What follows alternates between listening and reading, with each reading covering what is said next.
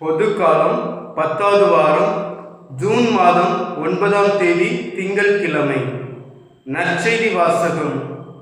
புனித மத்தேயு எழுதிய நற்செய்தியிலிருந்து வாசகம். அதிகாரம் 5, இறை வார்த்தைகள் 1 முதல் 12 முடிய.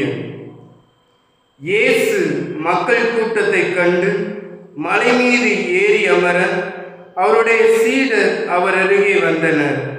அவர் திருவாய் மலர்ந்து கற்பித்தவை: ஏழையரின் உள்ளத்தோர் பேறு பெற்றோர், ஏனெனில் விண்ணரசு அவர்களுக்கு உரியது. துயருறுவோர் பேறு பெற்றோர், ஏனெனில் அவர்கள் ஆறுதல் பெறுவர். கனிவுடையோர் பேறு பெற்றோர், ஏனெனில் அவர்கள் நாட்டை உரிமை சொத்தாக்கிக் கொள்வர்.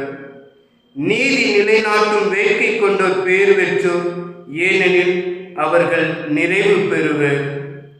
இரக்கமுடையோர் பேறு பெற்றோர், ஏனெனில் அவர்கள் இரக்கம் பெறுவர்.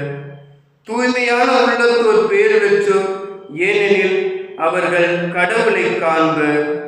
அமைதியை ஏற்படுத்துவோர் பேறு பெற்றோர், ஏனெனில் அவர்கள் கடவுளின் மக்கள் என அழைக்கப்படுவர். நீதியின் பொருட்டு துன்புறுத்தப்படுவோர் பேறு பெற்றோர், ஏனெனில் விண்ணரசு அவர்களுக்குரியது. என் பொருட்டு மக்கள் உங்களை இகழ்ந்து துன்புறுத்தி உங்களை பற்றி இல்லாதவை பொல்லாதவை எல்லாம் சொல்லும் போது நீங்கள் பேறு பெற்றவர்களே, மகிழ்ந்து பேருவகை கொள்ளுங்கள். ஏனெனில் விண்ணுலகில் உங்களுக்கு கிடைக்கும் கைமாறு மிகுதியாகும்.